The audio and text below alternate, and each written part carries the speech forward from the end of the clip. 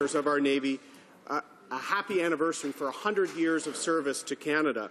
Last week I had the honour of representing our Minister of Defence in Halifax for the opening of the new submarine maintenance facility in Halifax, a $52 million investment by our government to maintain the Victoria-class submarine.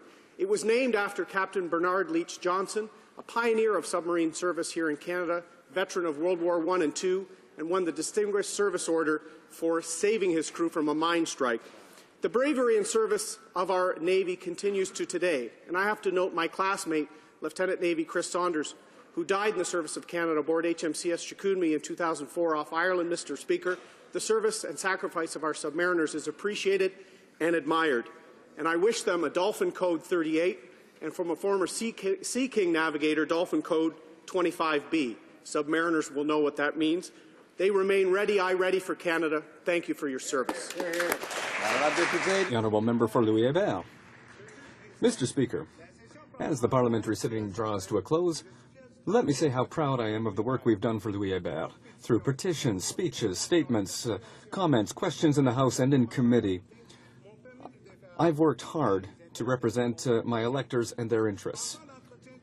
Think about maintenance in the Pont de Québec, funding for the anode glass skating rink, maintaining home mail delivery, good public spending and administration, basic research, CBC Radio Canada, and so many others, Mr. Speaker. Throughout this session, I and we have been here to represent them. And of course, there's the work done in the riding. We've met with thousands of individuals and community groups, education groups, and entrepreneurial groups. We are working hard to help them find solutions for their problems and helping them realize their dreams. I would also like to highlight the incredible work done by my team, by my colleagues, my very talented and exceptional colleagues here in the House, as well as our leader, who show that through solidarity and perseverance, we can do politics differently by putting Canadians first. Thank you. For Don Valley East. Thank you, Mr. Speaker. On behalf of myself, my constituents of my riding, Don Valley East, and my party, I would like to recognize Constable Mike Bezzetti, who is retiring this summer after 30 years with the House of Commons Security Services. Many of us know Constable Bezzetti as the friendly face who greets us as we arrive each day and who takes time to say hello or exchange a few words when we pass through the entrance. His passion of this place and its history is evident to any of us who has been guided through this building by Constable Bezzetti. Congratulations and best wishes on your well-earned retirement, and may you have many years of happy retirement. Thank you, Mr. Speaker. The Honourable Member for Labrador. The Honourable Member for Labrador. Thank you, Mr. Speaker. Labrador boasts some of the best opportunities in Canada, and we are open for business. Next week, people from all over the country and the world will convene at Happy Valley Goose Bay to join in Expo Labrador, our premier resource development showcase. From the newest and greatest energy development projects to new iron ore developments, Labrador's agenda is fairly full. I will be bringing the focus of new infrastructure to Labrador's showcase, the need for a railway and a port in Labrador to support the mining industry, and fibre optic technology to support business and communities. These are all necessary components of a progressive region. And I would like to recognize the Labrador North Chamber of Commerce, and in particular Julianne Philpott and Brian Fallow, for organizing this great event on behalf of all Labradorians. Thank you. The Honourable Member for Northumberland, Quinte West.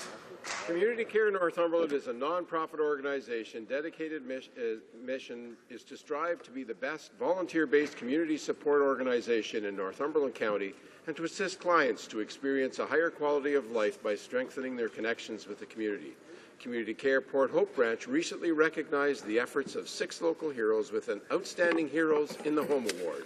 One of these heroes was 12-year-old Cameron Cross from Garden Hill, nominated for his valiant efforts to assist his father. Andrew's father is confined to a wheelchair with multiple sclerosis. But this does not stop Andrew from helping his dad with daily chores, outings, and everyday events, which we take for granted. This outstanding young man compassionately serves his family with an unwavering commitment and kindness to ensure his father is included both in his family home and in the community. I applaud all our local heroes in the home for all those who work in the background to ensure everyone has the same opportunities and the same experiences as the rest of us. The Honourable Member for Trois-Rivières. Thank you, Mr. Speaker. As the House gets ready to rise, I would like to wish all members from Quebec, and through them all Quebecers, a very happy national holiday. Whether we take part in a major event, a neighborhood party, or just celebrate with family and friends, we should take time to remind our loved ones how much they mean to us. Let us remember the words of our national poet Gilles Vigneault, who sang in People of My Country, "The time we take to say I love you is the only time that is left at the end of our days." And I would also like to say to all my Francophone friends across Canada, from Yukon to Acadia, Happy Saint Jean-Baptiste Day, June 24th. Let's all of Canada's Francophones celebrate with Francophiles from here and away to share those values that we hold dear.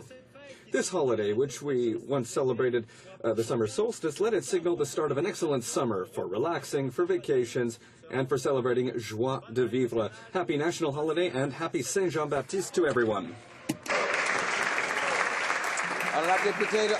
The Honourable Member for Ottawa-Orleans. Of the Haïti en Fête Festival will take place July 18th to 20th at Petrie Island, a hidden gem of our beautiful Orleans. Festival Haïti en Fête, c'est une célébration importante. The Haiti en Fête Festival is an important celebration of the cultural diversity in our country. Haiti en Fête is proudly presented by Combit Outaouais, a non-profit organization founded in 2007 by Pierre-Richard Fidelia, Eddie Joachim, and Michel Paisible. It is a pleasure to thank this organization and everyone involved in presenting this event, since this helps us become more familiar with the Haitian culture and Francophone racial minorities in Ontario. A day of soccer, a barbecue, and much more. The Government of Canada is very pleased to contribute funding to this festival year after year. I would also like to acknowledge the tremendous contribution of City Councillor Bob Monette in the uptake of this event. Orléanais, people of Orleans, and everyone in the National Capital Region, this is a rendezvous that is not to be mixed. Thank you, Mr. Speaker. And Mr. Speaker, I say more than thank you so much. I offer you piles of thanks. And thank you so much. I offer you piles of thanks. The Honourable Member for Brampton-Springdale. Thank you, Mr. Speaker. Mr. Speaker, I am honored to rise today with great pride to announce that my bill, C-394, which will help protect our youth being targeted by gangs, received royal assent yesterday and is now become law. This new law allows law enforcement officials to combat the rapid growth of street gangs across our country. Criminals who seek to recruit innocent Canadians into gangs will now face jail time of up to 5 years. I am overwhelmed by the support this bill has received from Canadians across our great nation. Mr. Speaker, we all know it's not very often we see private members' bill passes and becomes a law. Since 1910, only approximately 250 private members' bills have been passed, and I'm truly honored that my bill has received such a wonderful support, Mr. Speaker. As a proud father of 3 children, I am overwhelmed by the passage of this legislation, and to know that this bill will protect our children and punish those who seek to harm them by bringing them into a life of crime. Thank you, Mr. Speaker. Hull-Aylmer. Honourable Member for Hull-Aylmer. Mr. Speaker, after the Soupière de l'Amitié de Gatineau and Centraide Outaouais, now Entraide Familiale Outaouais is asking everyone for help. Irresponsible conservative cuts to the public service have hurt the economy here in our region. It has gotten so bad that some families who were able to give in the past now find themselves turning to these organizations themselves for help. It has come to this. Centraide Outaouais has had to cut $300,000 in funding for the 68 member agencies it serves. That's $300,000 less for the least fortunate families in our area. This is a very bad situation. However, our agencies are amazing. Despite these challenges, they always find ways to do more with less. They work tirelessly and passionately. The people of the Outaouais are generous. In tough times, we stick together. So today, it's my turn to ask everyone to chip in on behalf of our community agencies and organizations. Whether it's through giving time or money, we can all do something to show solidarity. And I would also like to use this opportunity to say to my fellow citizen from Hull-Aylmer, have an excellent summer. Thank you, Mr. Speaker. For Prince George, Peace River. Thank you, Mr. Speaker. I'm honoured to rise to commemorate the Aboriginal men and women who have served Canada. Canada's military heritage has been enriched by Aboriginal veterans who, in each major conflict that Canada was called upon to enter, proudly came forward to do their part for this land, our home. Throughout wartime and peace support operations of the 20th century, many thousands of Aboriginal men and women served in all branches and virtually every rank of the Canadian military. Today we remember the sacrifices of Canadian Aboriginal veterans and pay tribute to more than 500 who ultimately gave their lives during the First and Second World Wars and in the Korean Wars. On behalf of all Canadians, thank you, lest we forget. Here, here. The Honourable Member for Notre-Dame-de-Grâce-la-Chine. Mr. Speaker, never has a government shown more contempt for our democracy than this Conservative government. They have imposed closure on this House more than 76 times, rushing through bills like the Unfair Elections Act, bills that attack the foundations of our democracy. When Elections Canada highlighted the dangers of that bill, they attacked the Chief Electoral Officer. After a smackdown from the Supreme Court, asking them to respect the Constitution, they didn't hesitate to attack the integrity of the highest court in the land.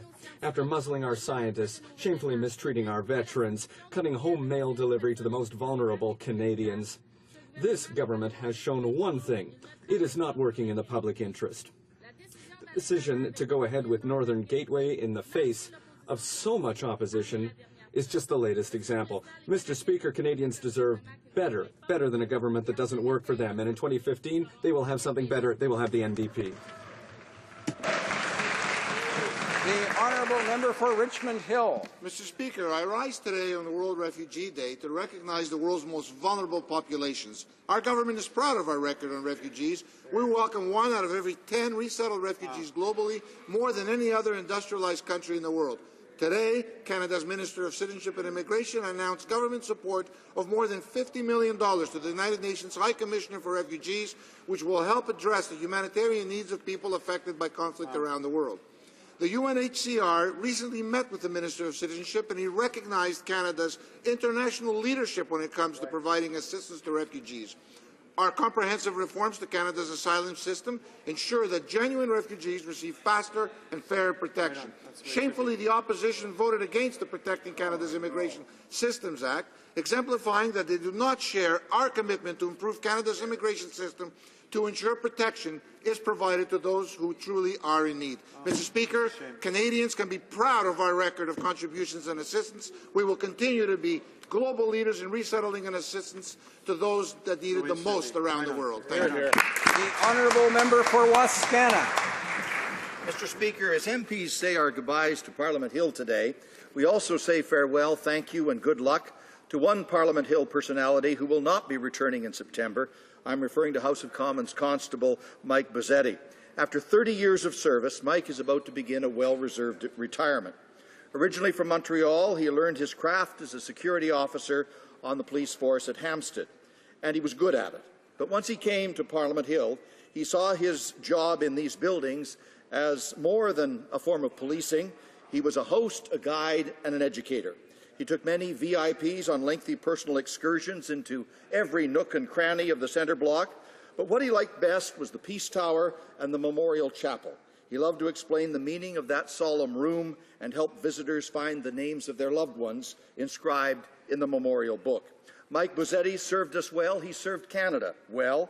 We say thank you, and we all wish him, his wife Kim, and their daughter Andrea every happiness in the years ahead.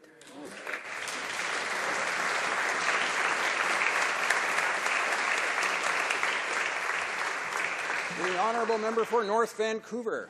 Mr. Speaker, with 1 in 5 jobs in Canada dependent on exports, our government understands the importance of opening new markets. That is why we have launched the most ambitious pro-trade plan in Canadian history. Our government has signed or concluded free trade agreements with 38 countries, including the recent Canada-Korea Free Trade Agreement, Canada's first free trade agreement in Asia, and the historic Canada-European Union Agreement in principle. Others include Colombia, Iceland, Liechtenstein, Norway, Switzerland, Honduras, Jordan, Panama, and Peru. Of course, the NDP opposed all of our free trade agreements. The NDP are stuck in the past. They want to close the Canadian market. On this side of the House, Mr. Speaker, we know that there is no better job creator than free and open trade. The Honourable Member for Marc-Aurèle-Fortin. Mr. Speaker, this spring session in Parliament has been difficult for several ministers. After having denied for weeks that there was a problem, the Employment Minister has had to admit that it's not normal that hardworking Canadians be fired to leave room for cheap labour. The Immigration Minister, meanwhile, has shown bad faith and incompetence by tabling an unconstitutional bill and by showing that he's unable to keep promises made to Syrian refugees. However, undoubtedly, the Justice Minister will take home the top prize for incompetence. After presiding over the debacle of the Justice Nadon appointment and tabling an unconstitutional cybercrime bill, he has now made sexist comments about women, who he feels are more attracted to housework and their maternal instincts than to a successful career. Mr. Speaker, Canadians deserve better, and in 2015, with an NDP government, they will have better. Thank you. The honourable member for Oak Ridges, Markham. Thank you very much, Mr. Speaker. Mr. Speaker, in the 1970s, the Trudeau Liberal government seized thousands of hectares of Class 1 farmland from farmers in my riding, Mr. Speaker. I'm pleased to say that with the introduction of the Rouge National Urban Park Plan, that wrong will be righted, Mr. Speaker. Under the plan, of course, farmers who were forced onto one-year leases of their own land will be given long-term leases. They will be encouraged to use best farm practices for a long-term sustainable farming in the Rouge Park, Mr. Speaker. Not only will this plan provide the highest level of environmental protection to some of Canada's finest natural wonders, Mr. Speaker, it will ensure farming for a long time to come, Mr. Speaker. I'm very proud of the fact that it was this government who, in an election campaign and through a throne speech, made a promise and kept that promise. I'm proud of the fact that it is this government and the hard work of this minister who are protecting more and more hectares of Canada's natural heritage, Mr. Speaker. When it comes to protecting the environment, when it comes to protecting Canadians, when it comes to protecting farmers in my riding, it is this government that has stood up, and we're very proud of that. Thank you, Mr. Speaker. Questions orale, oral questions. The honourable member for Hamilton Centre. Mr. Speaker, the humanitarian crisis in Syria has grown beyond all conceivable proportions. This is the greatest refugee crisis since the Second World War. But what we have from the Conservatives is a lot of talk about their intentions, but no clarity on their actions when it comes to resettlement in Canada. Mr. Speaker, the UN has asked Canada to do more. On World Refugee Day, can the Minister give the House a guarantee regarding the number of Syrian refugees who will actually be in Canada by the end of this month? Honourable Parliamentary Secretary to the Minister of Citizenship and Immigration. Thank you, Mr. Speaker. Mr. Speaker, Canada continues to have one of the most generous immigration and refugee systems in the world. We welcome 1 out of every 10 resettled refugees globally, more than almost any other industrialized nation in the world. Today, Mr. Speaker, Canada's Minister of Citizenship and Immigration announced government support to more than $50 million to the United Nations High Commissioner for Refugees, which will help address the humanitarian needs of people affected by conflict around the world. Canadians can be proud of our record, the contribution that Canadians are making to those most needy around the world. The honourable member for Hamilton Centre. Still no straight answer, Mr. Speaker. In fact, Conservatives are saying they will now finally fix the mess they've made of the temporary foreign workers program. In fact, they're so proud of their changes, they're actually waiting until after the House has safely risen before they announce their changes. Canadians know the damage this program has already done. Lost jobs, abuse of workers, and suppressed wages. Can the government tell us if they'll do more than just undo the damages their government has done to this program? Honourable Parliamentary Secretary to the Minister of Employment. Well, thank you, Mr. Speaker. The member will have to wait to see what changes are in store. The minister will make his announcement later on today. Under the previous Liberal government, no. Thank you, Mr. Speaker. The temporary foreign worker program is to make sure that employees are available when no Canadian is available for the job. We're going to take strong steps to ensure that employers respect this program. We'll bring in tough and stiff penalties for any employer who tries to abuse this program. Thank you, Mr. Speaker. Honourable member for Hamilton Centre. Well, Mr. Speaker, this isn't just some tactical political event. This is about people's jobs, their wages, and their future. What we don't need is more political leaks and spins. We need action. For instance, has the government been considering a sunshine list particularly to make the positions and wages and the levels of those wages made public.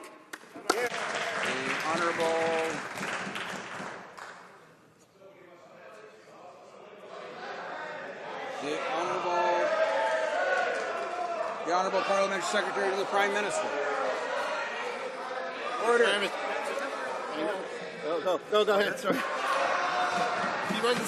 The Honourable Parliamentary Secretary to the Minister of Employment. Mr. Speaker, we are going to make strong steps in this program to protect Canadian employees across this country. We are going to make sure employers follow these procedures to make sure all Canadians have the first opportunity at any job. Thank you, Mr. Speaker. The management of the temporary foreign worker program by the Minister of Employment was catastrophic, and the program was open to abuse. Conservatives turned a blind eye when Canadian workers were replaced by cheap foreign labour, and they deliberately deprived themselves of precious information on labour market needs, which led to a faulty assessment of needs. They bungled the program, so why should we trust them to fix it when it was under their mandate that the program was mismanaged? The Minister of Employment. Mr. Speaker, the government will announce today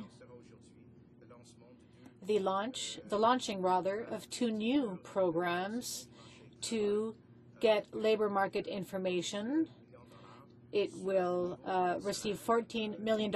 Information on salaries will be collected and the availability of jobs across the country. This way we will be able to better inform our labor market policies. So today we are going to make these important reforms to make sure that Canadians always come first on our labor market. Let's stay with the subject of conservative blunders. We know that the Justice Minister has not for the first time made sexist remarks. What he said is truly unworthy. Last Friday, Conservatives appointed 11 judges, including only 1 woman.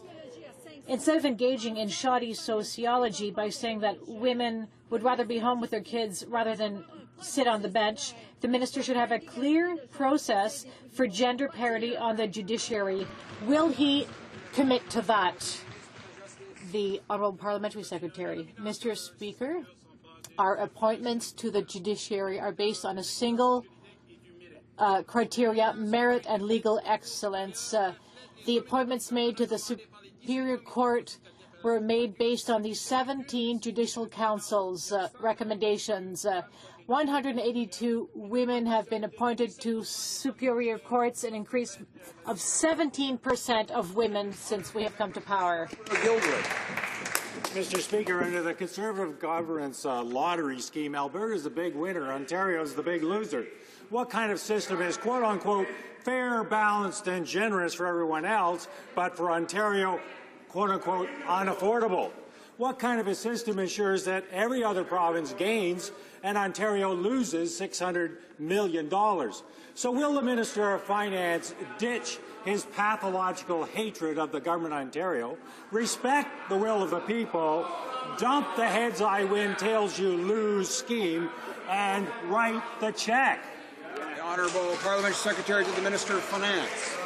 Mr. Speaker, federal support for Ontario has increased 76% since our government took office in 2006.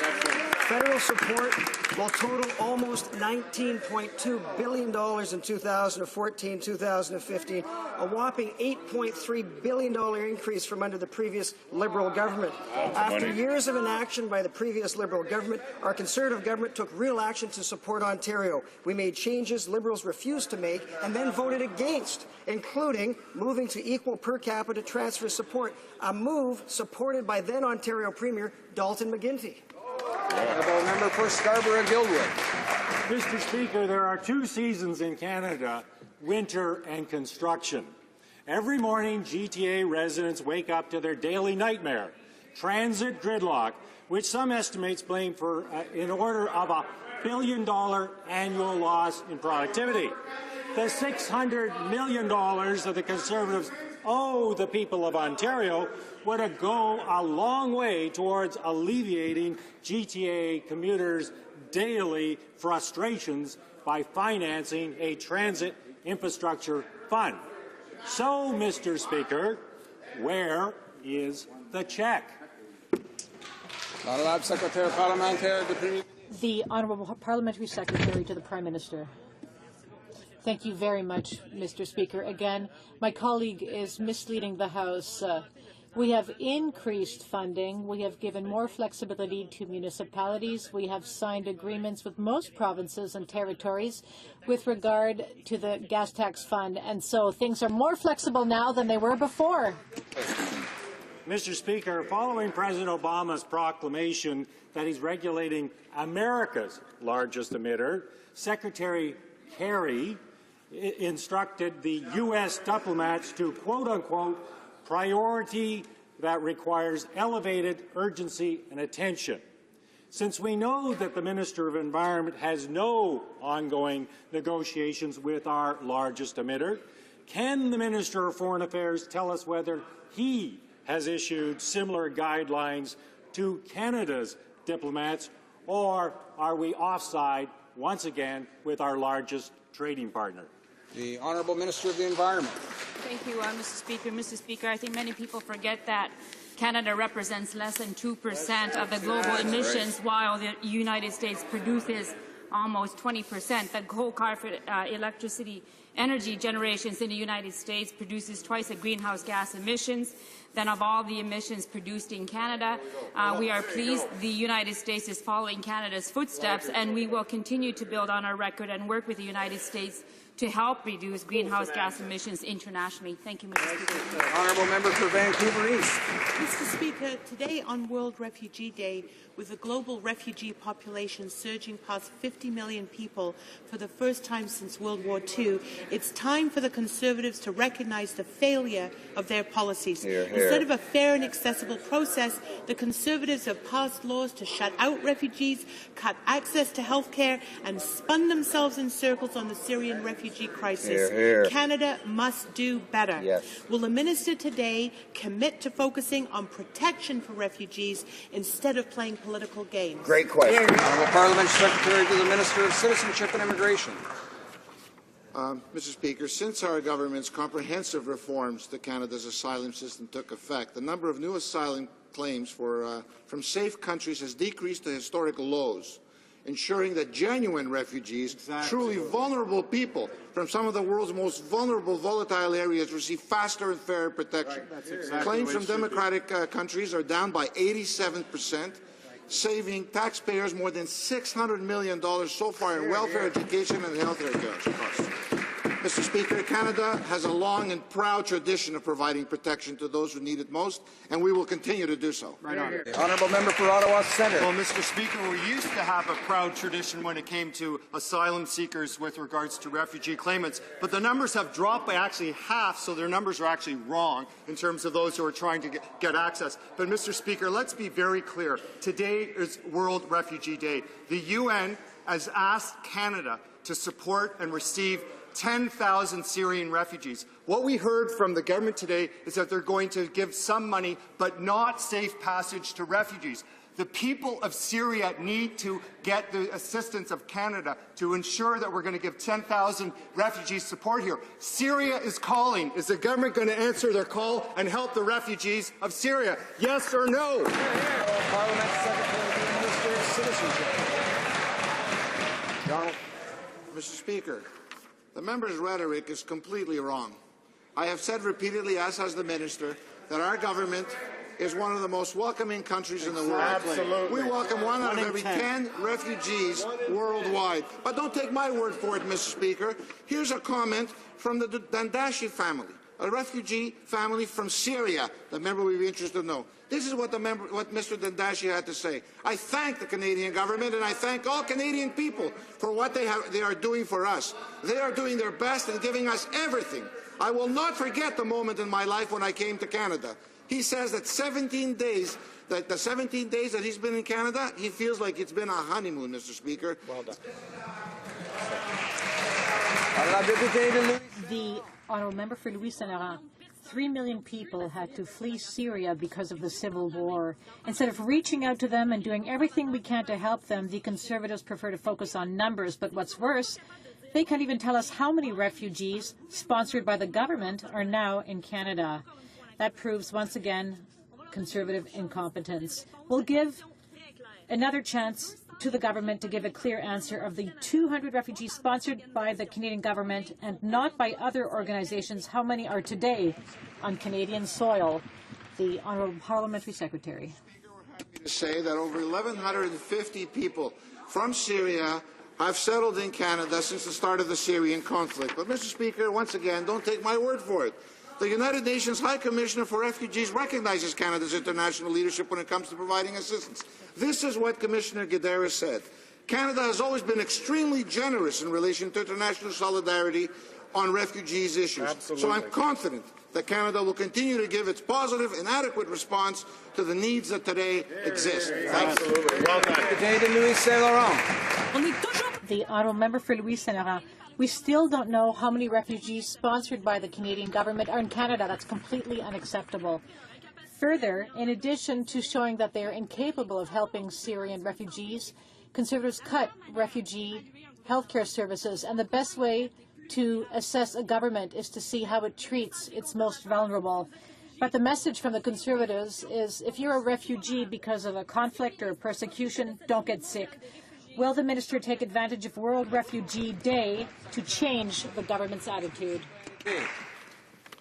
Speaker, we have said repeatedly that we welcome 1 out of every 10 refugees around the world. We have welcomed 1,150 Syrians since the start of the Syrian conflict. We're very proud of our government's action in looking after those people in the world that need it the most. Shamefully, when we've brought refugee reforms in this Parliament for vote, the NDP is the first party to stand up and vote against any assistance that we want to give these vulnerable people around the world. Shame on that member for saying that. Absolutely. The honourable member for Alfred Pellat. It's not just Canadian workers displaced by cheap labour who are victims of the current program. Temporary foreign workers have been exploited and abused, and some have even had part of their pay swiped by unscrupulous employers. Others have had to work in places which put their health and safety at risk. Will the Minister of Employment commit to make public not only the list of employers who use this program, but also the description of jobs and the salaries involved? The Honourable Minister of Employment. Mr. Speaker, today we will announce basic reforms to the Temporary Foreign Worker Program. We want to make sure that Canadians come first on their own labour worker, that they access jobs first. We are going to go after employers who abuse the program and the temporary foreign workers. One of the measures will be to increase transparency with a quarterly report on the names of companies requesting temporary foreign workers. Much more data will be available to members of Parliament and the public. The honourable member. For the 136th time, we're being promised that the program will be fixed, but the program was completely mismanaged by both Liberals and Conservatives. Conservatives have no idea what the needs are on the ground because they went after Statistics Canada. StatsCan's database is not reliable, nor is this government.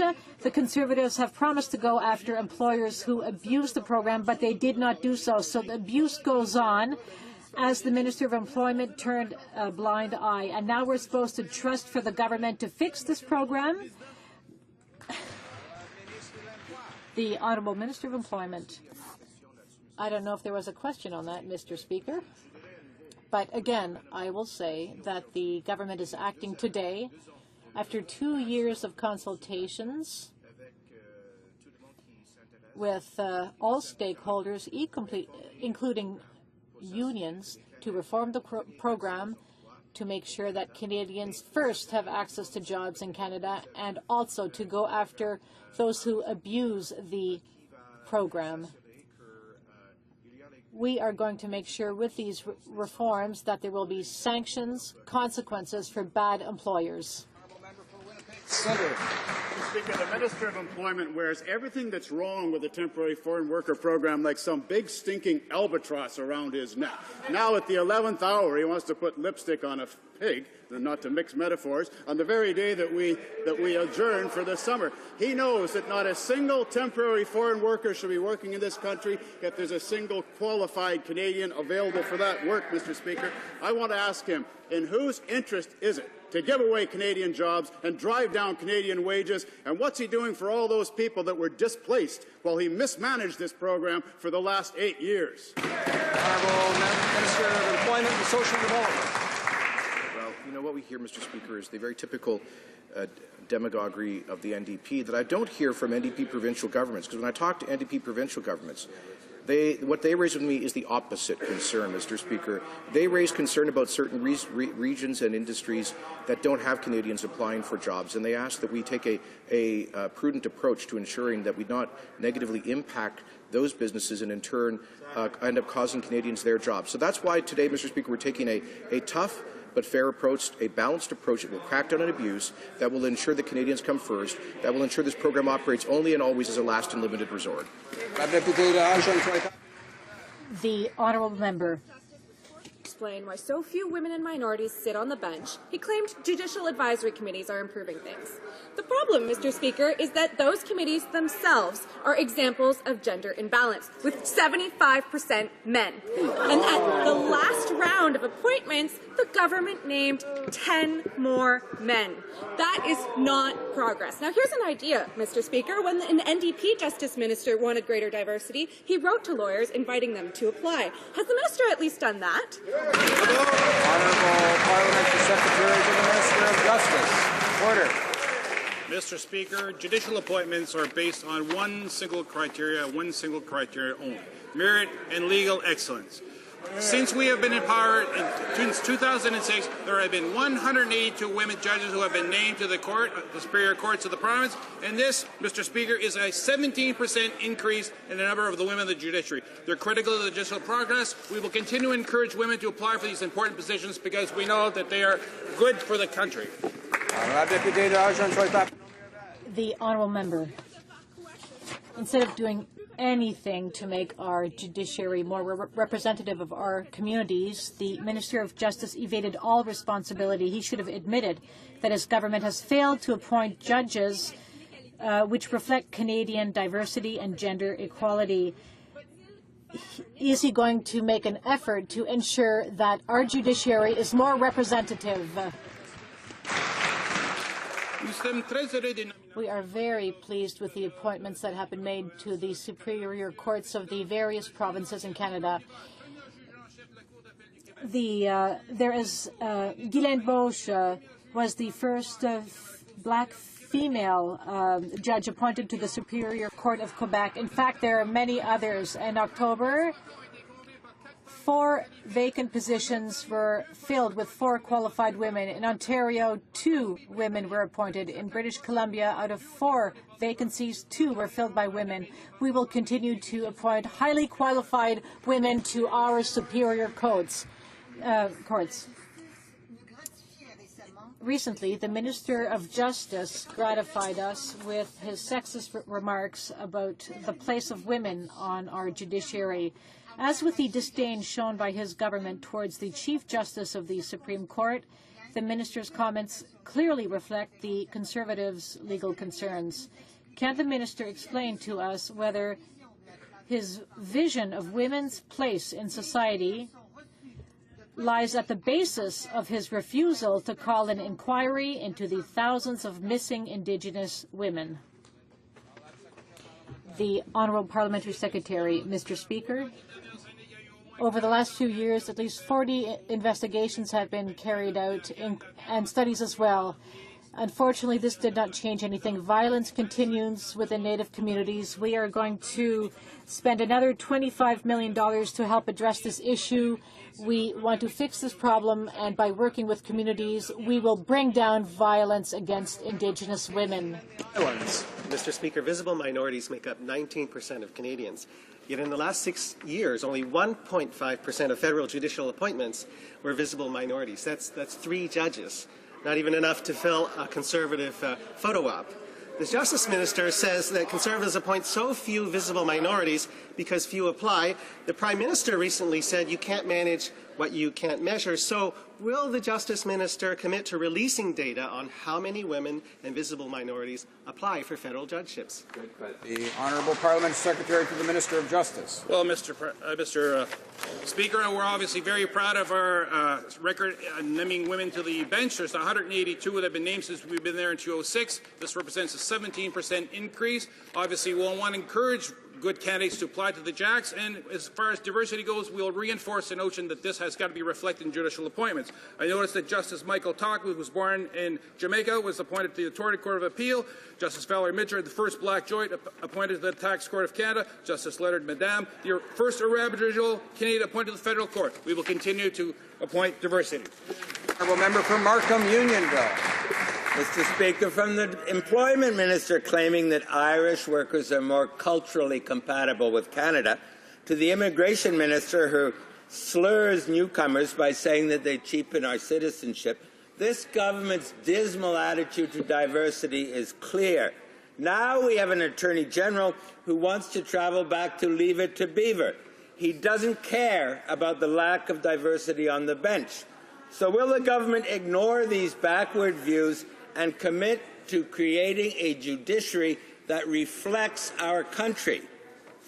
Parliament Secretary to the Minister of Justice. Well, it always helps to listen to the answers Arch really is given, Mr. Speaker. 182 women appointed to the bench since 2006, a 17% increase. I've named the diversity of different members who have been named. More, Justice Diane Cameron, who was a Métis, was appointed to the Manitoba Court of Queen's Bench and then elevated to the Manitoba Court of Appeal. Justice Guylaine Bush, who was born in Haiti and who was now the first black woman appointed to the Quebec Superior Court. Mr. Justice Nanine Sharma, the first Indo-Canadian descent, who was appointed to the BC Supreme Court. Justice Jennifer Power, who was an Aboriginal, was appointed to her Supreme Court in British Columbia. Justice Shannon Smallwood, an Aboriginal who was appointed to the Supreme Court of Northwest Territories. We will continue to appoint the diversity of Canadians to the The Honourable Member for Champy-Belgian. Mr. Speaker, on Wednesday, Ban Ki-moon, the Secretary General of the UN, spoke out against high youth unemployment, qualifying it as an epidemic and a major challenge for our era. He's right. Youth are in more and more low-paying and precarious jobs that are ill-paid. Over the last 12 months, Canada has lost 47,800 full-time jobs for youth. My generation is getting further and further from the prosperous society of which our parents dreamed. Can the government finally explain to us why it has not managed to solve the underemployment and of youth? Honourable Minister, Mr. Speaker. We are making unparalleled investments in training and jobs for youth and to help young people find jobs. But at the end of the day, it's not government programs that will ensure youth jobs. It is a growing and strong economy. And the best thing is to continue to reduce taxes and carry on with our policies, which are the best in the world in terms of job creation. The worst thing we could do for young unemployed Canadians is to hike taxes, as the NDP wants to do. The Honourable Member for Bois-Salaberry. The government can brag all it wants, but the statistics don't lie. In Canada, youth unemployment is double the national average, twice as high, Mr. Speaker. Is this the sad record that the government is bragging about? There is no merit in keeping young people in precarious and poorly paid jobs. Ban Ki-moon, the UN Secretary General, talked about a major challenge for our era. Why do the Conservatives not act to attack this unemployment rate for youth rather than denying the problem? The Honourable Minister of Employment. We're not doing any such thing, Mr. Speaker. Happily, the unemployment rate for youth in Canada is lower than in most countries. It's still too high. We have to deal with the problem of youth unemployment, and I think it's a problem throughout the developed world. So this is why I said that we are announcing measures to be taken with unions and employers to create a better youth employment market. We need to have a training program that's tied to jobs, like the Canada Jobs Grant, which will help young people to find training that brings them to real jobs. The Honourable Member for Abitibi-Témiscamingue. The Conservatives are going to impose another $45 million in cutbacks on the CBC. This is very bad for regional news coverage, whereas 657 jobs have already been cut in April. Recently, because of a lack of resources, RDI could not even get to Lac-Mégantic to cover an important announcement. If they're not even able to cover an event 250 kilometers from Montreal, we won't be expecting them in Abitibi anytime soon. When will the minister commit to protecting regional news by stopping the attacks on CBC? The Honourable Parliamentary Secretary. The CBC already receives significant taxpayer funds, and they can operate within that existing budget. In fact, according to the CBC, it is its declining viewership in key demographics, the loss of the NHL contract, and declining ad revenues that are causing their challenges. But, Mr. Speaker, it's up to the CBC to provide programming that Canadians actually want and deserve. The Honourable Member for Notre-Dame-de-Grâce-Lachine. Canadians cherish their public broadcaster. I recently received more than 150 emails from people demanding an end to the cutbacks to the CBC. Last April, Conservative cutbacks forced the CBC to do away with 657 jobs and cut 130 million, and now they want to cut 40 million more. It's the basic mission, the fundamental mission of the CBC that's being called into question by this government. Will the minister stop attacking the CBC, an important driver of our cultural industries? And she is attacking our very identity. The Honourable Parliamentary Secretary. Mr. Speaker, I don't know how much clearer we need to make this, but let me quote from the President of the CBC, Mr. Lacroix, who said, "A weak advertising market across this country, within the industry, lower than expected scheduled performance in the key 25 to 54-year-old demographic on CBC television, lower than expected ad revenues, and the loss of the NHL contract have combined to create an important revenue shortfall." But, Mr. Speaker, it's up to the CBC to provide programming that Canadians actually want and deserve, not for government to interfere. Honourable Member for Edmonton-Leduc. Mr. Speaker, innovation and investment are the key drivers of the Canadian economy, leading to jobs, growth, and long-term prosperity. That is why our government launched the Venture Capital Action Fund. Yesterday, the Minister of Finance was on hand to announce a significant private sector-led investment aimed at helping Canada's entrepreneurs and innovative startups. Could the hardworking, dapper, and affable Parliamentary Secretary to the Minister of Finance provide the details of this very important announcement? The Honourable Parliamentary Secretary. Mr. Speaker, I thank the member for Edmonton-Leduc for that excellent question and for the excellent work he does as chair of our Finance Committee.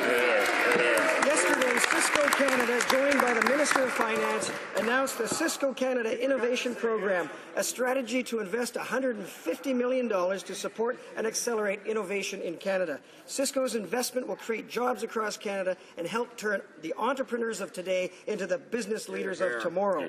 We commend Cisco for their initiative and encourage other private sector firms to take advantage of the tremendous talent and supportive business climate that Canada has to offer. The Honourable Member for Burnaby, New Westminster. When the Conservatives learned that Northern Gateway was put woodland caribou and grizzly populations at risk, they said that it was justifiable under the circumstances. At least this time we can admit that the Conservatives did not beat around the bush. They don't care about wildlife. They don't care about the environment. They don't care about Aboriginal communities. And they don't care about British Columbia, Mr. Speaker. So why not listen to Canadians and say, listen to the people of BC and say no to the Northern Gateway? Parliamentary Secretary to the Minister of Natural Resources. Thank you, Mr. Speaker. Our decision is based on the conclusions of an independent science-based review panel. We have imposed 209 stringent conditions to ensure this project meets the highest safety standards. Mr. Speaker, the panel heard from nearly 1,500 participants in 21 communities and reviewed over 175,000 pages of evidence. The proponent clearly has more work to do with communities along the road. Member for Burnaby New Westminster. And the participants said no, and the community said no, and this government should be saying no. The only people the Conservatives are trying to help are their friends at Enbridge. Now, by approving the Northern Gateway, they made it clear they don't care what British Columbians want. And time again, they made it clear they don't care what scientists say. They've also made it abundantly clear that they don't care about the thousands of jobs that depend on a clean environment in British Columbia. So how do the Conservatives justify approving this threat to the economy and to the environment of British Columbia? Honourable Parliament Secretary, Minister of Natural Resources. Thank you, Mr. Speaker. Our decision is based on the conclusions of an independent, science-based review panel. And after carefully reviewing the report, the government is accepting the recommendation to impose 209 conditions on this project. Our government has always been clear that projects will only proceed if they are safe for Canadians and safe for the environment. Honourable Member for St. John's East. Mr. Speaker, the Conservatives' recently signed contract with Sikorsky relieves it of obligations to produce a military helicopter that meets the statement of requirements that all bidders were expected to meet. We have reason to believe that one of those reduced requirements may be the 30-minute run-dry capability of the gearbox, a defect which was responsible for the death of 17 offshore workers in Newfoundland and Labrador in 2009 with a civilian version of the same helicopter. Will the government confirm that Sikorsky is no longer required to meet this standard? Hear, hear. The Honourable Minister, Parliamentary Secretary to the Public Works. Mr. Speaker, after years of Liberal mismanagement of the Maritime Helicopter Project, I am pleased that this contract has now been completed and that we can fulfill our government's commitment to begin to retire the Sea Kings in 2015 and deliver a new and leading maritime helicopter to the Royal Canadian Air Force while respecting taxpayer dollars. Our government is working tirelessly to provide our men and women in uniform with the equipment they need to get the job done, and these amendments are a testament to that fact. The CH-148 Cyclone will be a highly capable aircraft, making it a leading maritime helicopter. Thank you, Mr. Speaker. Honourable Member for St. John's East. I wasn't asking, Mr. Speaker, whether they liked the helicopter. I was asking whether there was a 30-minute run-dry capability. You know, we heard the same cagey words reflected in the equally obscure language of the Department of National Defence press release. Will Sikorsky have to meet the essential safety standards set out in the Statement of Requirements or not? Will there be still a 30-minute run-dry capability for the gearbox, or will there not? Hear, hear. Parliamentary Secretary to the Minister of Public Works. Mr. Speaker, the requirements defined by the Royal Canadian Air Force will be met by Sikorsky. The third-party expert that we hired to engage in this contract has confirmed the viability of the project under a new governance structure and a phased delivery of the maritime helicopters. Hitachi Consulting will continue to oversee aspects of the implementation plan, ensuring that delivery times remain as promised for the RCAF. This is good news for Canada and good news for our men and women in uniform, Mr. Speaker. Honourable Member for Labrador. Thank you, Mr. Speaker. Parliament is rising for the summer with no progress by the Conservatives on northern issues. It is very distressing to know that many of the nutrition vendors are selling food not only with outrageous markups, but food that is past the best before date, kind of like the Conservative government, I say. People in Nunavut and Labrador have been speaking out on this program for a number of weeks. I ask, why are the Conservatives taking no action to improve food quality and affordability for the people of northern regions? The Honourable Minister for Northern Development. Mr. Speaker, it is incredible that the honourable member would not know what the mission of Nutrition North is. This government introduced this program in order to ensure that Northerners had access to nourishing food that is missing there because of their location. The program is working. The price of these goods has gone down sustainably, and compared to the rest of the country, they are actually going down. So the program is working. We have the input of all the communities. We have a board that is working hard to keep the program going in the best interest of Northerners. For Labrador. Thank you, Mr. Speaker. The government of Newfoundland and Labrador have requested the federal Conservative government to upgrade and expand the Wabush Airport and build new airports for Nain in the north and for South Labrador. Yet they have failed to implement these necessary infrastructure projects.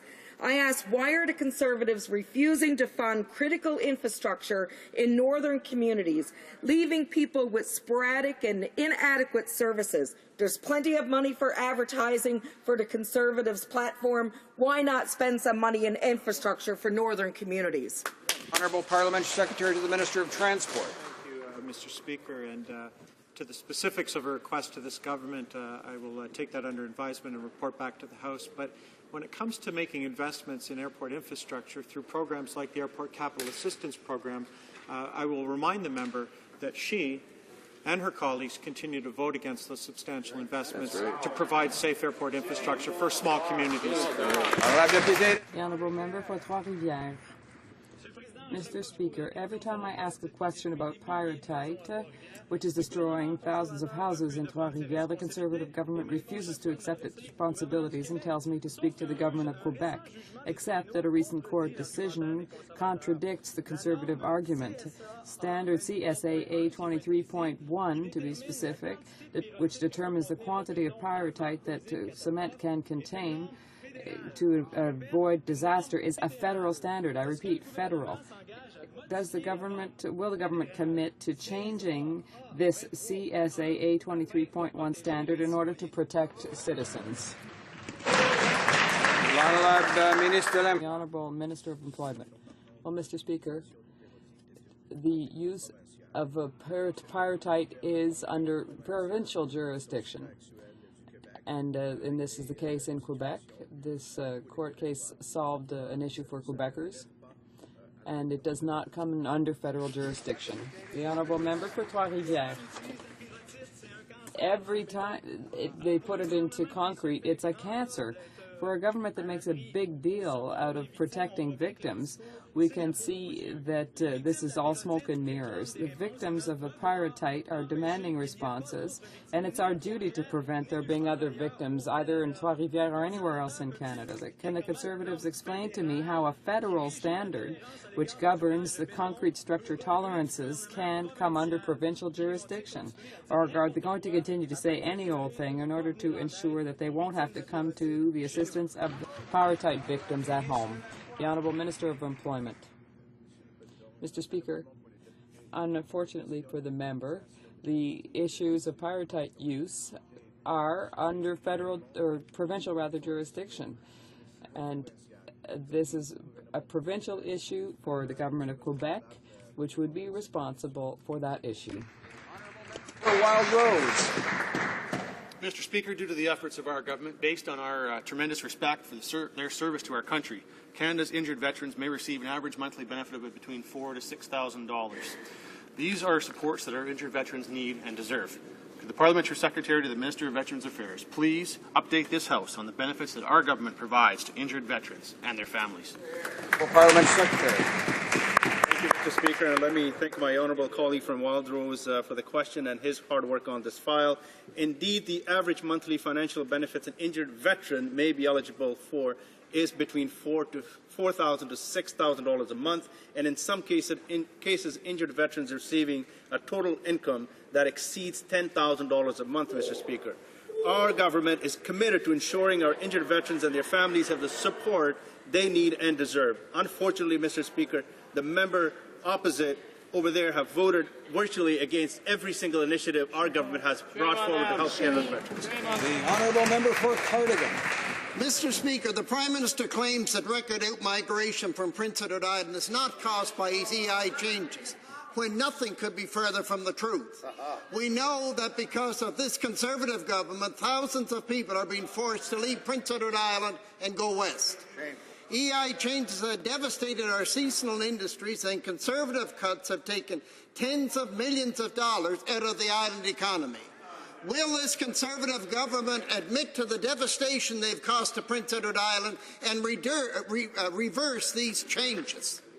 The Honourable Minister of Employment and Social Development. Mr. Speaker, what changes? What complete balderdash, Mr. Speaker? There is no rule There never has been, and I doubt ever will be, a rule that requires people to leave their province in order to receive EI benefits if they lost a job in their province due to no fault of their own. It's completely ridiculous. The statistics are clear. He may want to invent political arguments, but he can't invent the stats, which indicate that fewer than a fraction of a percent of islanders did not receive EI benefits because of the new program to ensure that they more actively seek available work in their communities. But at the same time, he wants easier EI rules. He wants more temporary foreign workers in PEI. Mr. Speaker, we think unemployed islanders should come first for the available jobs.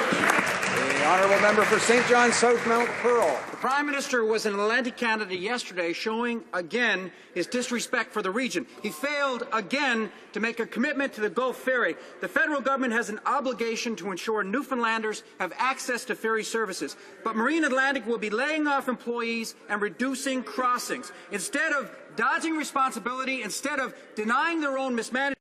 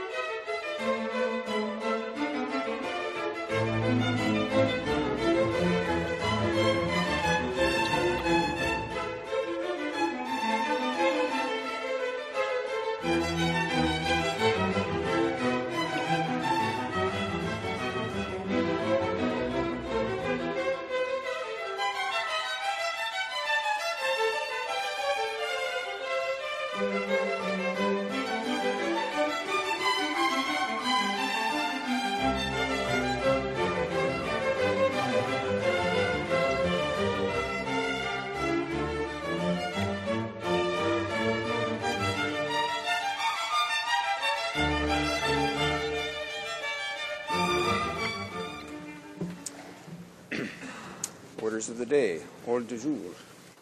Éminent du gouvernement, projet de loi éminent du gouvernement commune, reprise du débat en deuxième lecture du projet de loi C-32, loi sur la charte des droits des victimes.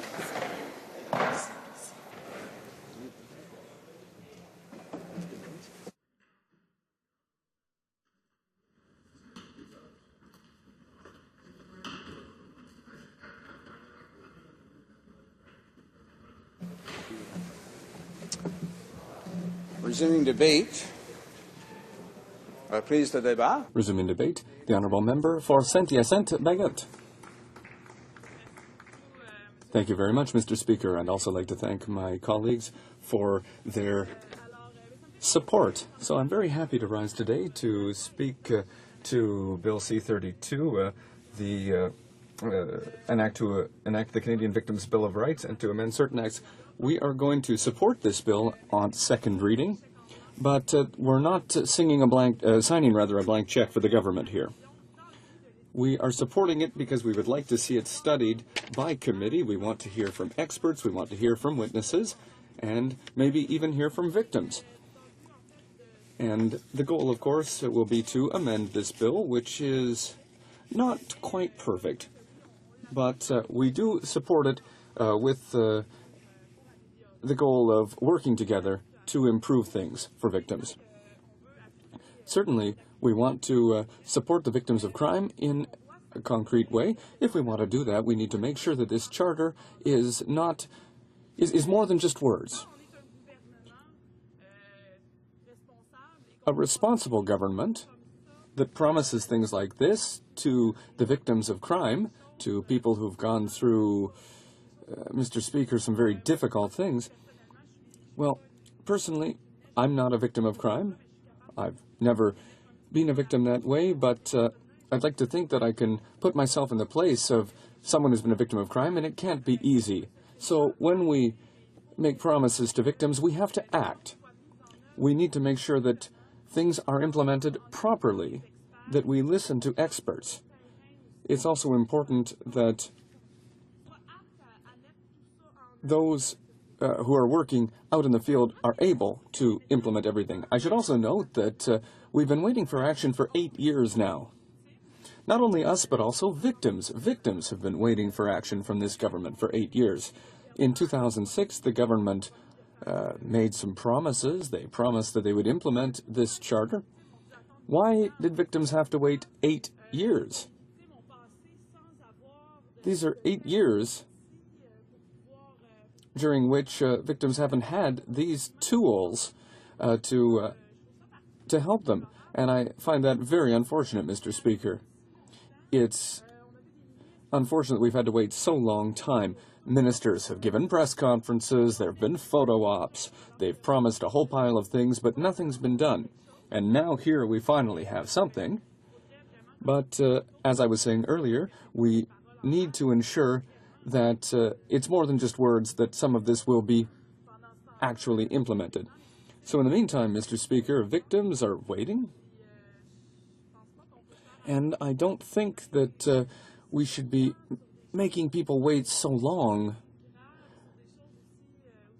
when the stakes are so serious and so problematic. Another problem with this bill is that there are no legal imperatives to implement the services being offered to victims here. So we're putting a system in place, but we're not making sure that it will be followed up on, that it will be used. There's nothing to ensure that it will be used properly. So the question is this a bill that we're just going to put on a pile of paper and just so we can say, yes, we have a charter? So that's something that I'm afraid of. And another question, is the government really, does the government really want to help victims, or is this just a bill to make the government look good? Well, we'll see if the proof is in the pudding. We'll see what the government's real intentions are when we go to committee with this bill. Will the experts be heard? And more than that, will they be listened to? Will their point of view be taken into consideration. I'm anxious to see that, and I'll give the government the benefit of the doubt for the moment, but I'm very anxious to see what will be done with this bill. I'll now go over what C-32 is proposing, just to give a bit more context. So here we're extending the definition of victims. So that includes material damages, corporal damages, loss. It also gives the spouse of a victim to speak in court in certain circumstances, and that's a good thing. That's an improvement. That's something that, like I was saying, absolutely needs to be implemented. It also changes the criminal justice system, the corrections system. It gives victims the ability to see a picture of the aggressor when the aggressor is released from prison. So it allows the victim to know that their aggressor is out there on the streets, and it gives the victim the possibility to know what that person looks like. It also gives victims information on an aggressor's or a criminal's progress in their rehabilitation, and in my opinion, this information is information that victims have a right to know. And so, Mr. Speaker, that's why I'm saying that this absolutely must be implemented. It's very important that we have measures to put all this in place. The bill would also specify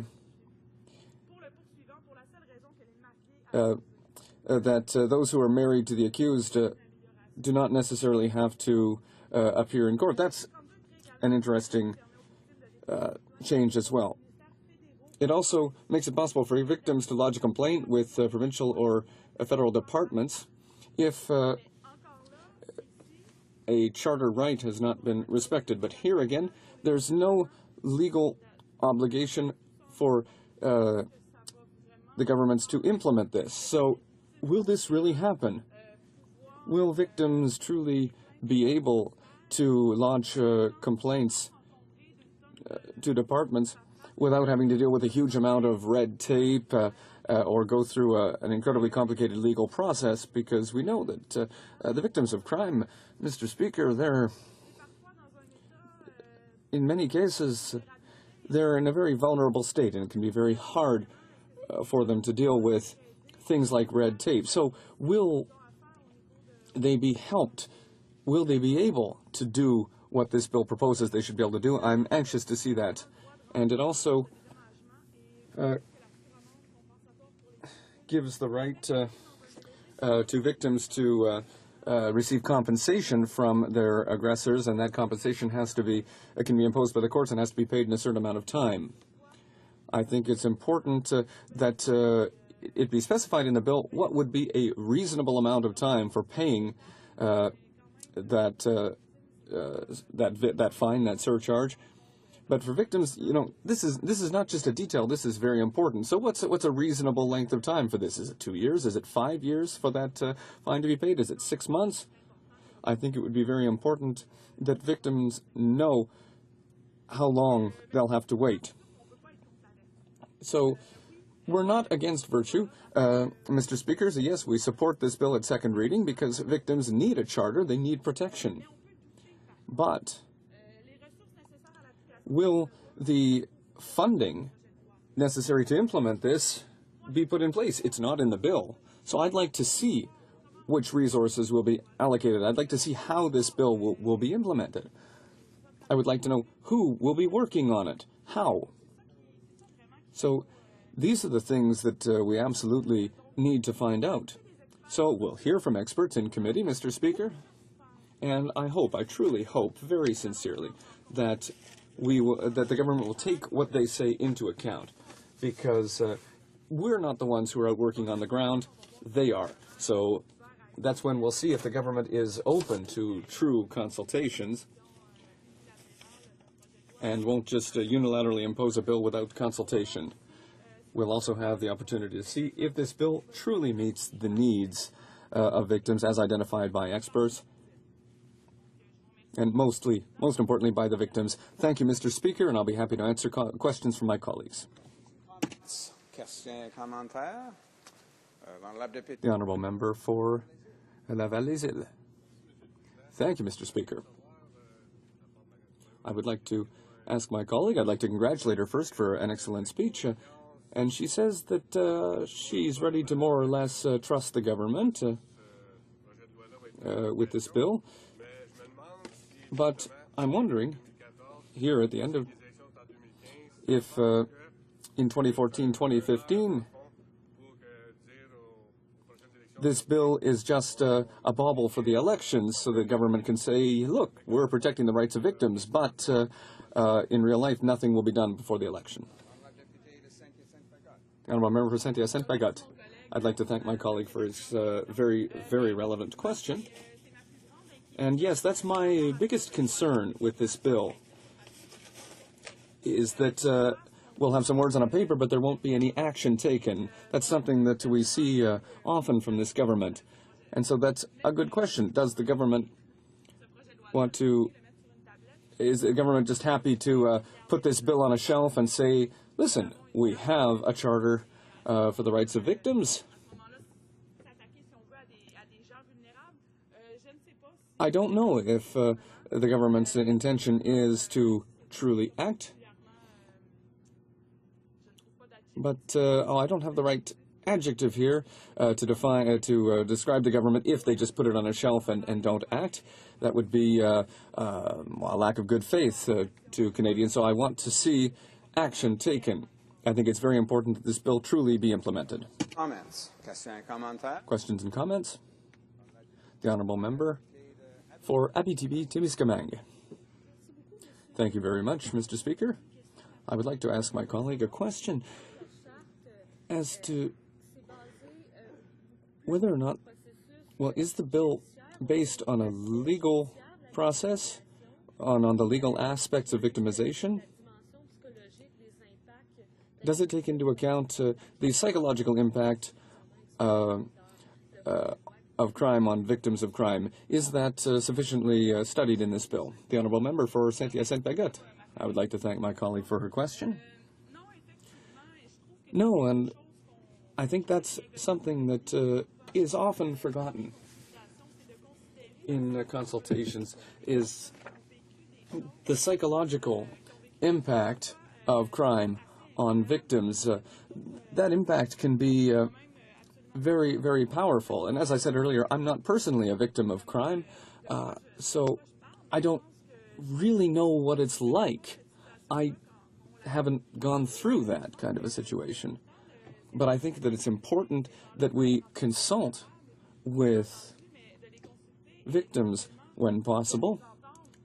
And it's important that we not only hear them, but that we truly listen to them, and that we truly take into account what they have to say, and that we understand what they've been through. Questions and comments? The honourable member for Abitibi-Témiscamingue. Thank you very much, Mr. Speaker. As my colleague believes that it would have been important to hold more consultations with the victims to see how we can truly help them, in her opinion, at committee, how could we eventually study this aspect of the Charter? The honourable member for Saint-Hyacinthe-Bagotte. Yes, in committee, we will hear from experts, we'll hear from legal experts, but if possible, to hear from victims of crime as witnesses, I think that that would be very good. Obviously, if these people are able to appear, which might not necessarily be the case, and that's perfectly understandable, of course. It might be possible to consult with psychologists, social workers, those who are really out there working with the victims of crime every day and who are familiar with the area and who know what it's like, who know the pattern of victimization. I think it would be very good to hear from them. Resuming debate, the honourable member for Abitibi-Témiscamingue. Thank you very much, Mr. Speaker. I'm pleased to rise to speak to Bill C-32, which will bring about a victims' charter in Canada. I would like to point out that we will support this bill at second reading because we believe it is important that it be studied in committee. However, we are not giving the government a blank check. As long as the study in committee is not complete, I believe that certain parts of the bill will have to be commented on by experts, and that's why it is very important to us that it be studied in committee. And it is very important for the victims that we be open in committee, that we study it thoroughly, and if necessary, amendments could be made to the bill, even amendments coming from the opposition, and we hope that the study is conducted in a nonpartisan manner. We're talking about victims, and for that very reason, it's very important not to engage in partisan politics. Now, one of the things I find rather unfortunate is that the Conservative government, since it was elected in 2006 in a minority situation, they said they would be tough on crime. They regularly imposed minimum mandatory sentences, and they kept on talking about victims, but it's only in 2014. They've been talking about this since 2006, and they could have done something from 2006 on, but they're only doing it now in 2014. Only now are they bringing in a Victims' Charter Bill of Rights. So really, they're doing this at the last minute, and it's strange that they want to work on this particular subject matter now. Now, ever since it was elected, the Conservative government has brought in tougher and tougher legislation, as if this is what victims wanted. It's as if the point was to punish criminals even more. But there's one aspect to the situation of victims which hasn't been studied yet. There are so many aspects to crime which have to do with the process, which have to do with how victims are heard. For instance, there is the fact of re-victimization. There's the investigation, and then there's the process. If a person is subject to, or rather is the victim of a sexual assault, this person's deepest intimacy has been violated. Then this person has to go through the legal system, the legal process. But actually, after the assault, this person goes to the hospital, and there are rape kits, so this person will have to be examined. I myself am a nurse by training, and I have done that kind of thing, and it's not easy. This person has just been violated, and what we, the staff, has to do is we have to get material or physical evidence, which hopefully will lead to the guilty party. And we're entering into the most intimate parts of this person's psyche. And again, this person has just been violated. That in and of itself is already a re-victimization of the system. It's part of the legal system, but it's very difficult. So, for instance, in this Victim Bill of Rights, we would have to make sure that the people who are involved in the process have enough training, and we have to make sure that they have enough tools to really help a person who has been through such an unfortunate experience. And there's another aspect of the process which is not covered by the Victim Bill of Rights. It's the right to be heard, the right to be believed. Often, within the investigative process, be it a serious assault or not, questions are asked which can be tendentious, which can be leading. And so the victim might feel that the victim is not being believed or even is inventing stories. This is very difficult for a victim having just gone through a traumatizing event. The victim has to find the courage to speak about what just happened.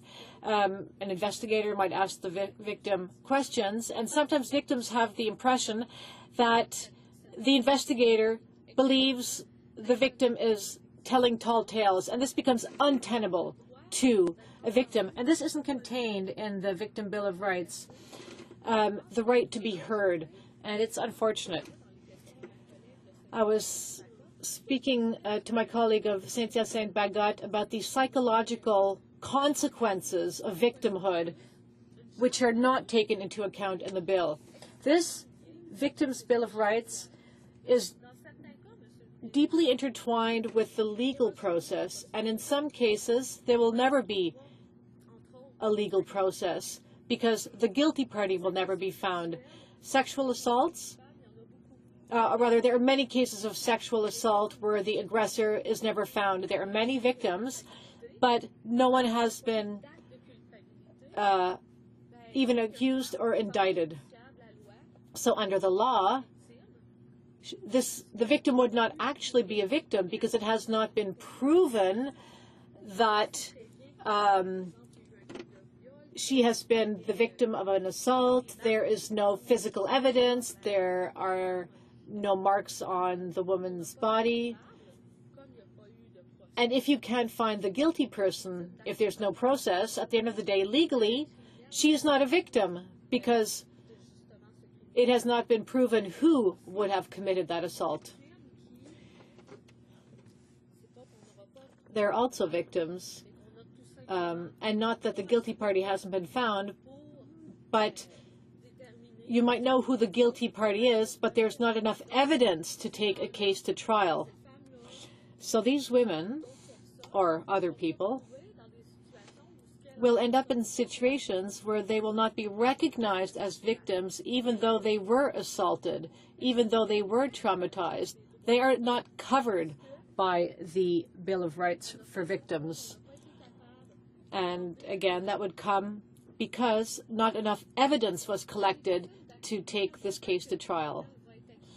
So, in other cases, an accused might be acquitted for all kinds of reasons, and I won't get into all of the details, but at the end of the day, if this person is not recognized by the legal system as a victim, the psychological damage remains, and she must live with the consequences of that assault day in and day out. And that is not recognized in the Bill of Rights either. As well, there are other cases where victims are not recognized as such when an accused dies. There are cases of domestic violence. We hear of these once in a while. Fathers will kill their children and then take their own lives. And yet, even though there might be a process in place, legally, the survivor is a victim but not recognized as such because the aggressor took his own life. So in that case, the victim will have been forgotten. So when we study the Canadian Victims' Bill of Rights in committee, I would ask that the government take the time and speak to victims and to leave the constraints of the legal system and ask itself, can we give rights to victims who are not covered by the legal system, where there is no accused or the accused will not go to jail for various reasons? So, as well at committee, Mr. Speaker, I hope that we will take the time to bring in experts from the healthcare sector, experts who work with these people. I hope that at committee study we will take the time to hear from people who run community organizations and who work to help victims of criminal assault so that we can have a more holistic view of this subject. And I hope that in committee we do not solely focus on the Victims' Bill of Rights, focus on the legal process. I believe that the Victims' Bill of Rights should also be open to ensuring that victims are well and truly heard. That said, there still remains much to be done in committee, and I really hope that the Conservative government will take the time to do this study in a serious manner. Thank you very much. Questions and comments. Questions et commentaires. L'honorable député. The honourable member for Louis Hébert. Thank you, Mr. Speaker. I would like to thank my colleague for being so specific in her remarks. She took a very surgical approach to the bill, and she said something which really touched me. She said that in the process we need to consult more widely, and she started to explain how that could be achieved, how consultations could be more inclusive in the interest of supporting victims. So I'd like her to expound a little more on how she thinks we can do more for victims. The honourable member for Abitibi-Témiscamingue. Thank you very much, Mr. Chairman. During the study at committee, I think it is very important, first of all, to bring in healthcare professionals. And also, I think it's important to bring in healthcare professionals who work in emergency, who immediately see victims after a car accident or an assault or for whatever reason. So these first-line workers have to be brought in. We also have to hear from policemen to hear how they actually deal with a victim when they're called in to investigate. A mother is crying. She's running out of her house, and she runs into the arms of a policeman. We want to hear how the police deal with those real situations, and that would be very worthy. Thirdly, at committee, I think we should bring in victims if they are strong enough to testify. It's important to bring in victims, especially those who did not get their day in court for all kinds of reasons. For instance, their aggressor died after taking his own life, or perhaps if the aggressor died when the police came in, or victims for whom the accused was never found, or victims who feel that investigators did not take them seriously, did not really believe them. I would like these people to come forward and to express their views and to talk about their experiences, so we can take those experiences into account, so that the Victims' Bill of Rights does not only apply to specific victims which fall under a specific definition. Questions and comments? The honourable member for Trois-Rivières. Thank you, Mr. Speaker. I would like to thank my colleague for Abitibi-Témiscamingue for her very enlightening remarks. I myself will speak to this bill in a few moments, and I have to admit that I view this bill with both hope and skepticism, and ultimately the fear of losing my illusions, because in the last 8 years the Conservative government claims to be the champion of victims' rights. We've seen so many photo ops and heard so many press conferences, but when you look at the bill, when you read it, even though there are good intentions and good things in it, it seems that there still is a gap between the goals and the means to reach those goals. And I'd like to ask my colleague whether she shares my point of view and whether she is afraid that victims might be given false hope at the end of this process. The honourable member for Abitibi-Témiscamingue. Thank you very much, Mr. Speaker. I think the best response I could give to my colleague is a quote by a mother who was also a victim, and she is Laurie Triano, and she gave the CBC an interview. And she said she doubts that this bill will actually be effective. She said that this bill might raise false hopes in victims. This woman wasn't even the victim of a crime, but she's also a psychologist, and she helps other victims. And so she said that she is concerned that she is afraid of what place victims will be given in a system which is based on accusations.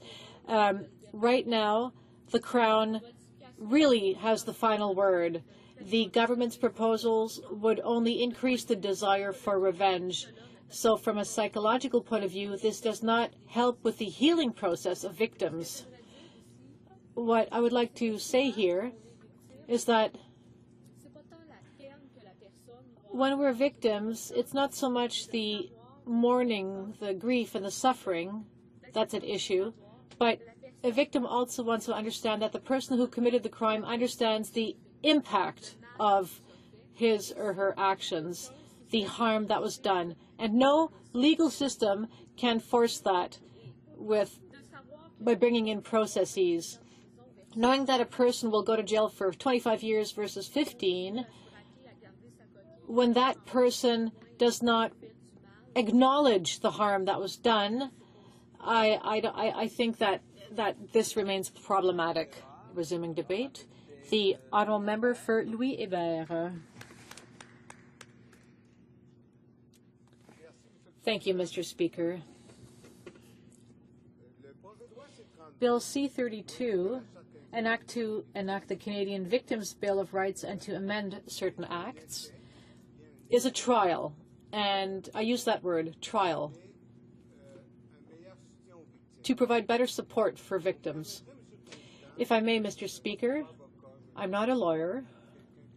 I'm not a person who is a health expert either. So I'm going to talk about principles, and you will understand why a little bit later on. Support to victims should not equate trying to get even or seeking vengeance. It's not just creating a legal process which is based on the victim-offender relationship. It's very important, yes, to support victims within the legal process, but to limit everything to the relationship between the victim and the offender is like having a body without limbs. It's incomplete. In fact, Mr. Speaker, a victim's Bill of Rights must also and especially support people who need a network, who need support, and that is the best thing we can do. That is, we should have a holistic approach to supporting victims. But as it now stands, there's only one piece of the puzzle in the current bill. Mr. Speaker, helping victims is not simply saying nice words so that as a politician we look good and we give great photo ops. That's not it at all. We have to stop wanting to appear in the front before the cameras. We have to make room for victims who receive the support they need to go through a process which is always difficult. So it's not a question of words, it's a matter of action. I will give you a few examples. The Canadian Association of Victims' Attorneys said that it is necessary to strengthen the rights of victims in the legal system, but we should not forget about their social rights, that is, compensation and programs which will help them deal with the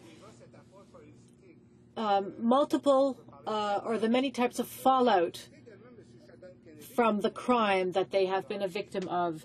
There's also Sheldon Kennedy, former hockey star. He said that the process to help victims should not necessarily only be focused on the legal system, but should also be focused on trying to understand the victims and to help relieve their suffering, and to lastly try to help them come back to a healthy and normal life. Lastly, I'm going to quote Andrew Swan, the Attorney General of Manitoba. He said, "We do not want the federal government to pass laws and then wash their hands of the matter. If the government doesn't create an organization to help implement the bill, it will be an empty piece of legislation." So what these people are basically saying is that what's important is that not only should we give victims support to navigate the legal system, but there has to be more, and in fact, my colleague for Abitibi-Témiscamingue eloquently spoke to this in her speech. We have to support victims throughout a process which is extremely difficult. There's nothing easy about dealing with what they have gone through. So it's not a matter of scratching the itch or scratching at the scab if it itches. You have to heal the victim, heal the wound. And I'm convinced that after all of these years of speeches from the government about victims' support, it seems that we haven't thought more or further about how we can help victims outside of the legal process, because right now we're only dealing with the legal process. My colleagues said that victims will certainly need more help to navigate the legal system. But what I don't understand, Mr. Speaker, is that a more holistic approach has not been taken to this issue, especially since the federal government has talked about this matter for years and years. Further, Mr. Speaker, we have to remember that the federal government is not alone.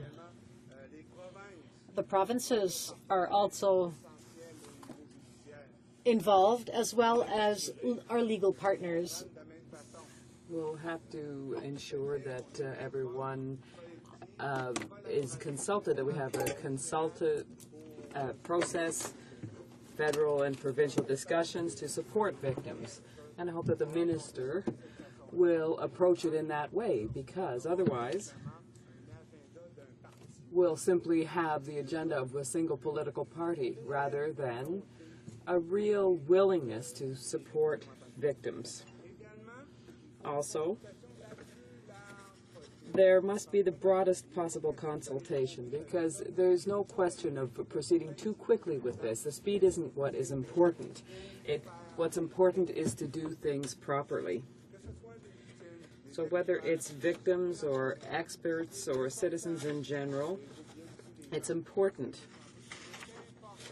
It's very important, Mr. Speaker, that each and every person be able to participate in this discussion, which will bring us to a point where we can really deal with everyone fairly. So if the federal government really has the will to broadly consult, this Parliament will really have done something noble.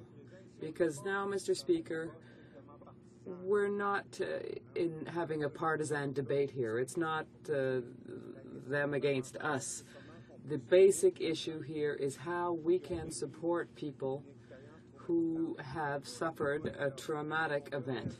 That's what the debate is about, because here we really want to be able to help these people as best we can and in the best spirit possible. And that's why, Mr. Speaker, I call on the government to be open to these broad consultations, to be open to the possibility of hearing from anyone who has something to say, to be open to improving this bill at the committee stage.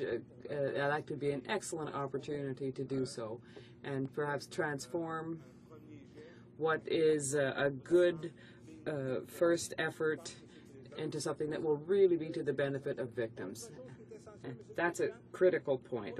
And another thing that is also essential, we can't support people if we just talk about principles. At some point, you have to put some money on the table. This is clear. We can't do everything. We have to help them. But just say that there's goodwill all around. And I think you're aware of that yourself, Mr. Speaker. There are a tremendous number of community organizations that are volunteer-based that support these people. But we have to support those volunteers as well. And that forcibly requires some money. So I'd also like to see some commitments on that level. We should have a framework that says we want to help these people, this is how we're going to do it, and this is how we're going to support that action. So can we take it to that degree? Can we say how we're going to support these people? That's the essential point. we can't just talk about the support. We have to say how we're going to do that, how everyone's going to cooperate. And if we don't, we'll never be, ever be successful. We won't find a viable solution. And that's what victims want to see, is a success here. And in conclusion, I'd say that the government, and by extension, this Parliament, does not have the right to disappoint victims with a poorly drafted bill. And this is why we are going to support the bill at second reading. We absolutely must send this bill. It has to be improved because despite the experience we've had over the last few years, we remain optimistic on this side of the House, and we hope that altogether we'll be able to improve the bill in the interest of victims. Thank you, Mr. Speaker. Questions and comments. Questions et commentaires. The Honourable Member for Trois-Rivières. Thank you, Mr. Speaker, and I thank my colleague from Louis Hébert for his presentation. And I have to say that I have a bit more trouble than he does in sharing his optimism as to how things will unfold. There's a whole issue that I'd like to ask him about, and I don't think he's a lawyer, and neither am I, but perhaps between us we'll see through this. In its current form, C-32 has no legal obligation that would oblige the legal system to really respect the various rules of the Charter. So that really casts a shadow over my optimism. If there was at least a basic step that should be there, it seems to me that the witnesses will come and speak to this point and to say that this clause really should be in the bill. After 8 years of talk, it's still not there. So do we not once again have the sense that we are creating hope that will let people down in reality? The Honourable Member for Louis Hébert. I thank the member who always rather makes very fair comments. We don't have the right, Mr. Speaker, collectively, to make victims cynical as far as the political process is concerned. We quite simply don't have the right to do that. Each and every one of us wants support for victims to be better. Everyone wants that. Obviously, we may not agree on the ways in which to achieve this, but Mr. Speaker, I certainly hope that if this government has spoken so much about victims, and on this side of the House, we agree that they should be offered better support. Well, as I said in my speech, this bill, which is in the end just a starting point, in my opinion, for this bill to really be transformed by listening to the various stakeholders' needs and the will to really wish to reach out and help them. If we don't take that kind of an attitude, if we keep moving forward with blinders on and ignore entire components of this solution, well, I think that unfortunately the member from Trois-Rivières will be proved right. But for once, I'd like him to be proven wrong. Questions and comments. Resuming debate, reprise de débat. L'honorable député de Trois-Rivières. The honourable member for Trois-Rivières. Thank you very much, Mr. Speaker.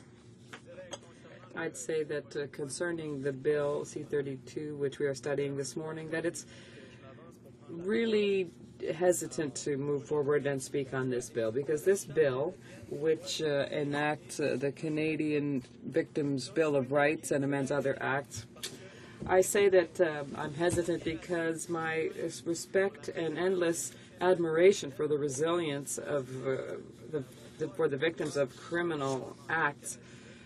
As a Canadian Parliament, we just don't have the right to not be successful by letting victims believe that we won't achieve what we want to do here. From the outset, I'll say that I support this bill at second reading so that it can go before the committee where many more competent experts will shine some light on these issues and improve a bill that many will say already has some shortcomings that we must correct before it becomes law. And it would be embarrassing for C-32 to become legislation without having the proper provisions. And I'd like to say that I'm uncomfortable with the Conservative strategy. They took 8 years to produce this really imperfect bill, whereas they tried to make political capital out of it through press conferences and photo ops. On our side, the NDP has always supported the rights of victims and will continue to carry out our consultations with victims groups and specialists in order to determine how we will truly be able to help them. Because if it's true that it's a good idea to put forward a Canadian Charter of Victims' Rights, or a Victims' Bill, we have to put the necessary funding forward. Otherwise, we're just paying lip service to this. When we debate, as we're debating C-32, there's no mention of that. And if we say that the devil is often in the details, well, the resources are something more than a detail. I have a legitimate fear that this bill will just be a lot of hot air or just a statement of principles rather than a real desire to help victims. Many people working with victims furthermore share my fears. And I would like, for example, to talk to you about what Mr. Steve Sullivan said. He was the first ombudsman for victims, and he said that the Minister of Justice didn't respect the promises that he made. In an interview on CBC News on April 3rd, he said that it's a good bill in and of itself, but I think that the main problem is that the Minister of Justice promised that this bill would put victims at the heart of the justice system, and that is not really the case. What worries me is that many victims won't read the details of the bill. They'll read the news stories and think that the system has fundamentally changed, but that's not the case. And that is the end of what Mr. Sullivan was saying. He knew that, or rather, Mr. Sullivan, please be aware that we share your concerns and will make every effort to make sure that the bill carries out those promises. I could quote many other witnesses who shared their concerns regarding Bill C-32 and the fact that it doesn't really meet expectations. Our main work at committee will be to ensure that the Canadian Charter or the Canadian Victims' Bill of Rights will integrate well with the system and respond to what they want. What were the recommendations that we heard? Well, I'll sum them up in 9 simple and easy to understand points.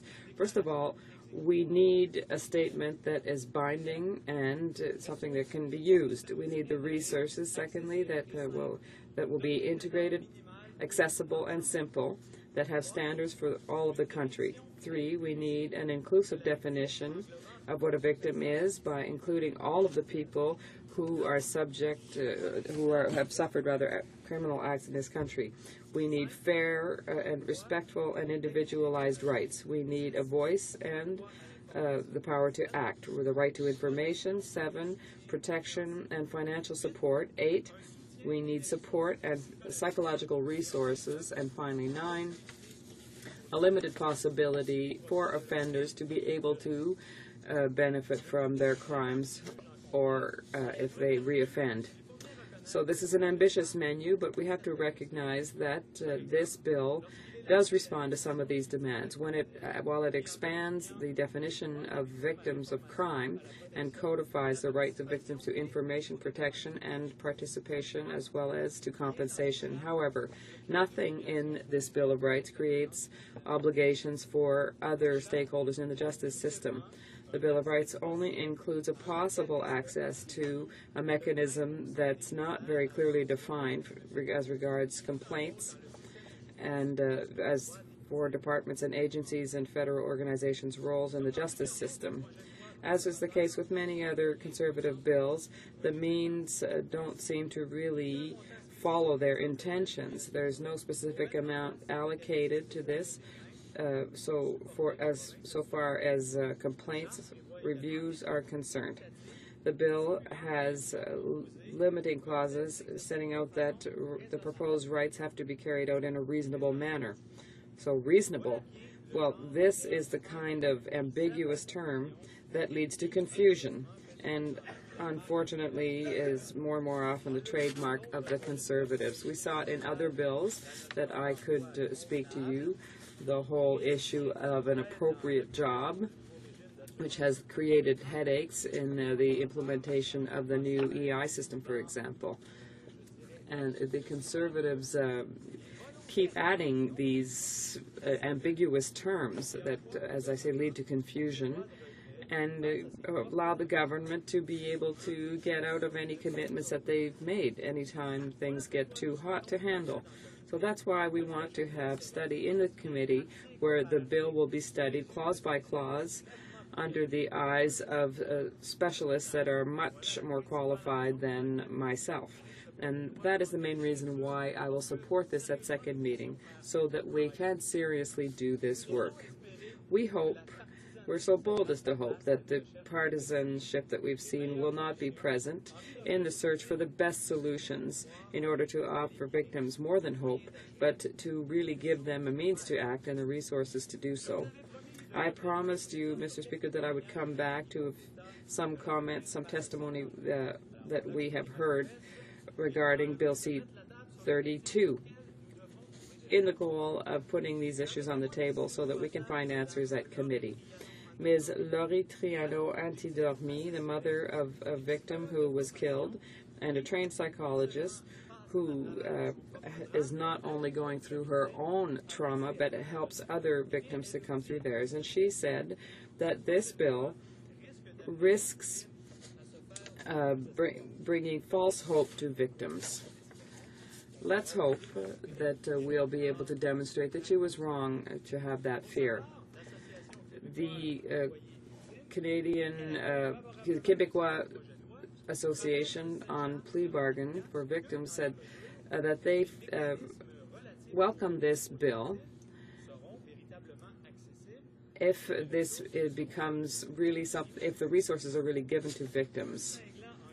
And a more critical aspect of criminal law specialist Mr. Frank Addario told us that the government's objective is to give the impression that they're really being tough on crime, whereas they know that these measures will have little real effect. You can see that with the various people that I am quoting here, everyone hopes to give the government the opportunity to really respond to the expectations that they've created. However, with a certain dose of skepticism and some fears. So these three examples show what the challenge is and the responsibility that the government has to really be attentive and open to the suggestions that will be made to it in committee.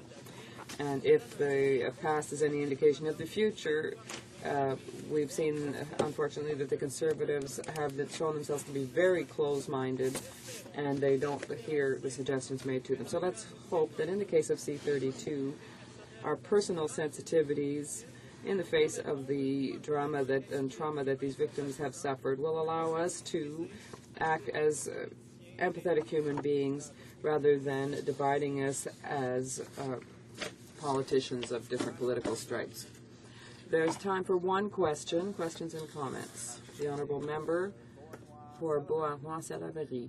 Thank you, Mr. Speaker, and I thank my colleague for his speech. He's always a great humanist. He was saying that we've been waiting for 8 years to see this bill. The government's been dragging its feet, and they finally, they were supposed to be offering something significant for victims. But now we see this bill that's full of, it has all kinds of shortcomings, and there's no financial support offered in the bill. We know that 83% of what victims have to spend often comes out of their own pocket, so there's not really any help on that front. The complaint system doesn't really have a legal process either, so that this can be taken into account under this Bill of Rights. So what does my colleague think of that? And what should the government have done to really and truly improve the Victims' Bill of Rights? The Honourable Member for Trois-Rivières. Thank you, Mr. Speaker, and I thank my colleague for her question. Obviously, I could easily have launched into an attack on all of the preparatory steps that took us to this second reading vote, which will happen soon. But I consciously decided not to do that because this bill should far and away be well beyond any issues of partisanship. But the bill is here before us now.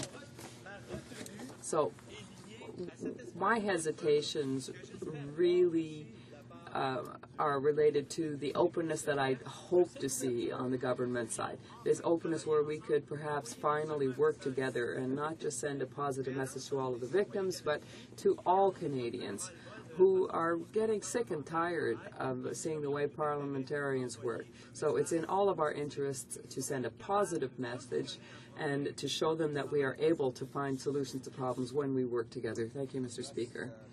You will have 3 minutes for questions and comments when the House will resume debate on this issue. And now? The Honourable Member for Durham.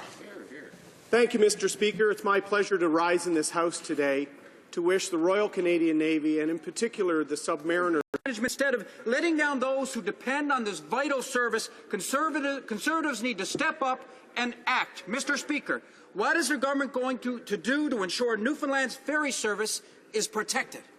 Honourable Parliamentary Secretary to the Minister of Transport. Thank you, Mr. Speaker. The member will know that Marine Atlantic is an independent Crown corporation responsible for its operational decisions, and that corporation has the responsibility to ensure investments by Canadian taxpayers are used in the best interests of Newfoundland and Labrador to serve the needs of its citizens. And in like fashion, Mr. Speaker, that member is responsible for getting on his feet and explaining his part with 22 other NDP MPs in bogus mailings for partisan flyers that ripped off the taxpayers, and when he and his colleagues plan to pay them back. The Honourable Member for Ancaster, Dundas, Flamborough, Westgate. Mr. Speaker, the Pacific Alliance is a forum that gives Canada an important opportunity to shape the future prosperity of the Americas. Opening new markets and increasing Canadian exports is a key part of our government's plan to create jobs, growth and long-term prosperity. Can the very auspicious Parliamentary Secretary of the Prime Minister please update this House on Canada's engagement with Pacific Alliance? Honourable Parliamentary Secretary to the Prime Minister. Thank you, Mr. Speaker. I want to thank the extraordinary member from Ancaster, Dundas, Flamborough, for the question. He's such a hard-working member, Mr. Speaker. As you know, the Minister of Foreign Affairs is at the Pacific Alliance meetings in Mexico, where he'll be announcing a new $25 million Canadian trade and development facility. Now, this facility is to unleash the potential of the private sector in the Americas, Mr. Speaker, while at the same time helping them understand better the opportunities that exist in Canada. That's good for jobs, good for economic growth here in Canada. Mr. Speaker, we know that the NDP, of course, are opposed to every single trade deal. The Liberals can never decide which ones they want to oppose. They can never close them. We'll continue to open new markets for Canadian small, medium, and large business producers and job creators because it's good for the economy, it's good for Canada. That will finish question period for today. Tabling of documents, dépôt de documents. The Honourable Parliamentary Secretary to the Government House Leader. Thank you, Mr. Speaker. Mr. Speaker, pursuant to Standing Order 36.8, I have the honour to table in both official languages the government's responses to 10 petitions. 10. Dépôt de documents. Filling of documents. Government bills. Déclaration de ministre. Statements by ministers. Statements by ministers.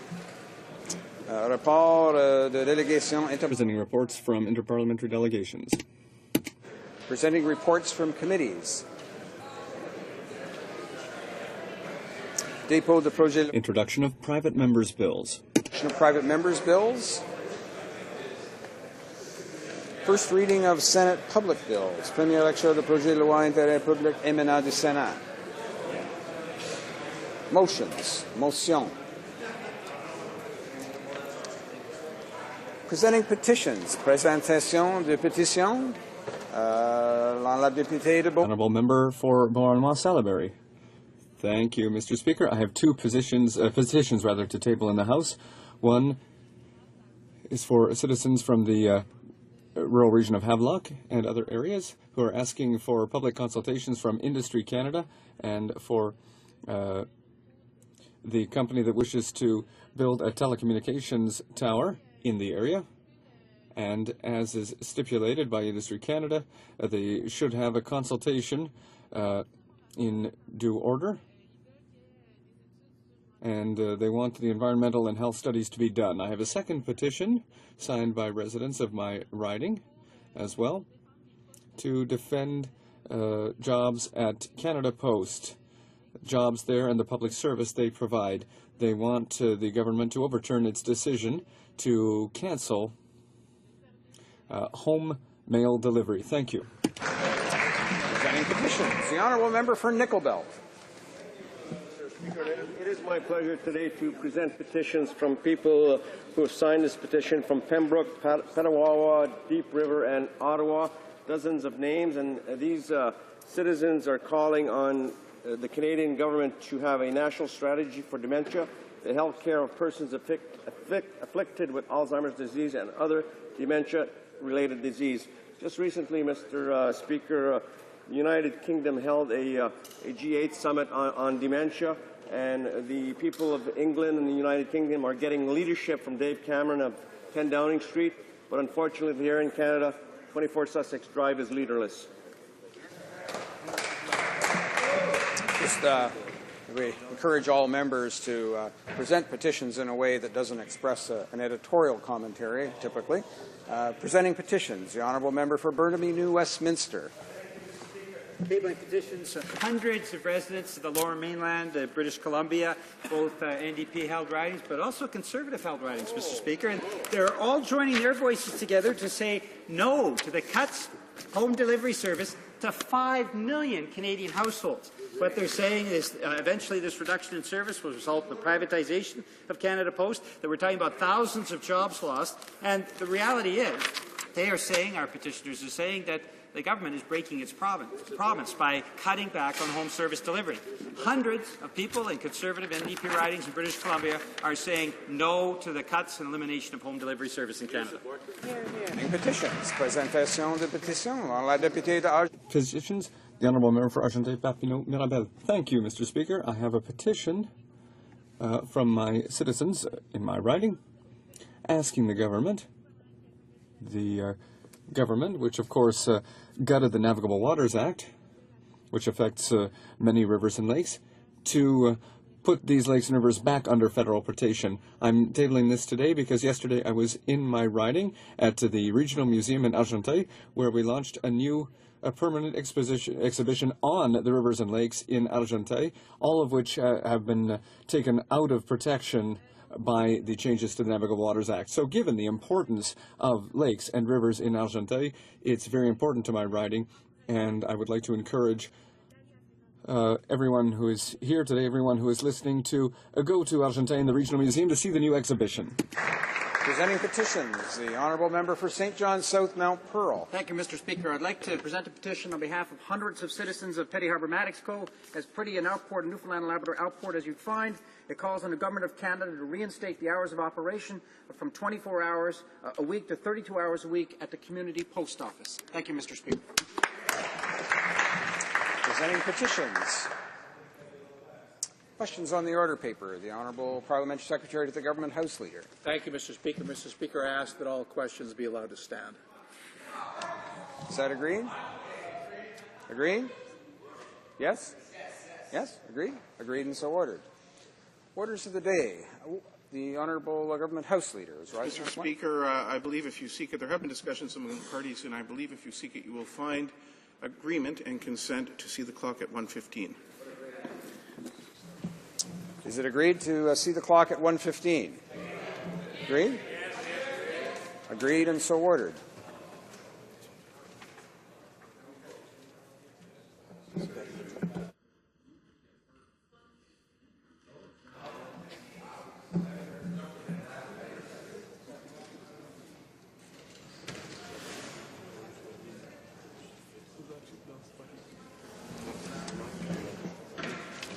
C3.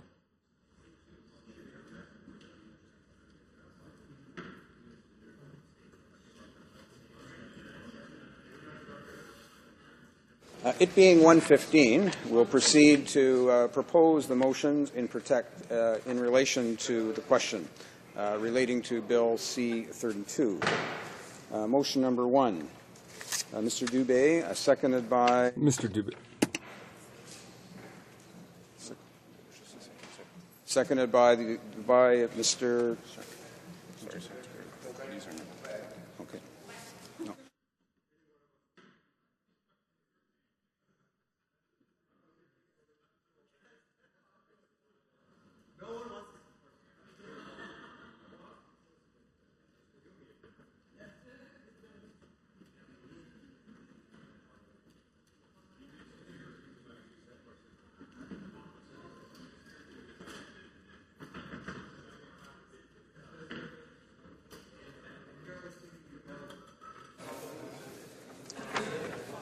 We'll try that again.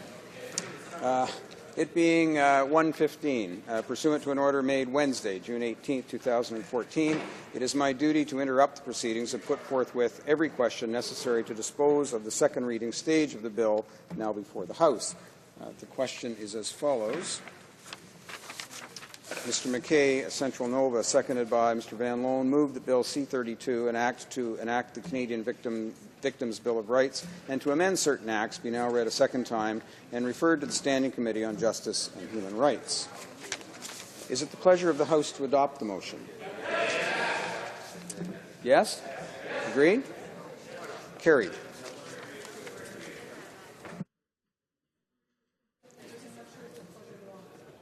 Accordingly, the bill stands referred to the Standing Committee on Justice and Human Rights.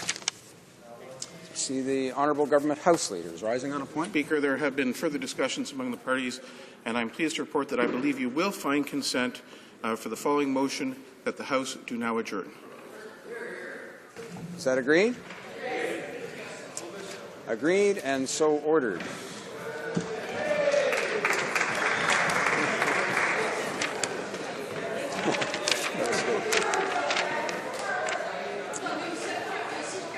Accordingly, the House stands adjourned until Monday, September 15th, 2014 at 11 a.m., pursuant to Standing Orders 28-2 and 24-1.